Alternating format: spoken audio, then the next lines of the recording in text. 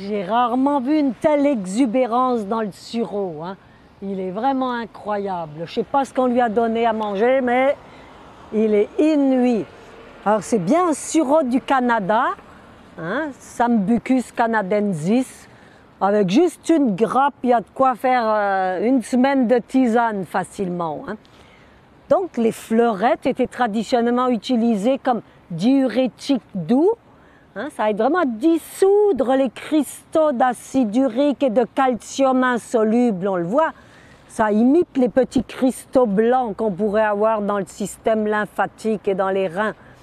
Alors c'est un draineur très intéressant pour les reins particulièrement, mais aussi contre la cellulite. Alors de boire des tisanes avec, pourquoi pas de s'en faire un extrait qu'on va appliquer localement, un vinaigre au sureau.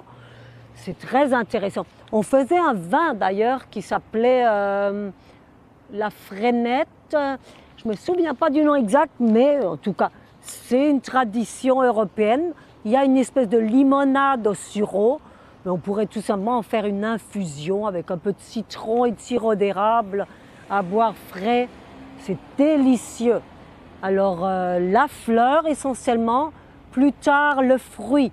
Un fruit noir avec des grosses grappes. Ici, il va être magnifique aussi. D'ici 2 mois à peu près, on en faisait aussi un jus, un vin ou un sirop. Sinon, on peut sécher les baies, en faire de la teinture mère dans l'alcool, dans ce cas-là, pour fortifier le sang. Étonnamment, on voit toujours les 2 pôles. Les fleurs toutes blanches travaillent sur la lymphe, les liquides transparents dans notre corps, alors que le fruit travaille sur le sang, le rouge, hein, le foncé, l'hémoglobine.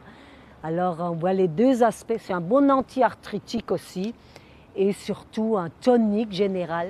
De plus, planter un sureau près d'un orme peut l'aider à soigner la maladie de l'orme. Alors c'est vraiment un arbre important et éloigner la foudre de notre maison, disaient les anciens Scandinaves. Alors c'est beaucoup pour un petit arbre très luxuriant, que les abeilles adorent et les guêpes aussi, de toutes sortes.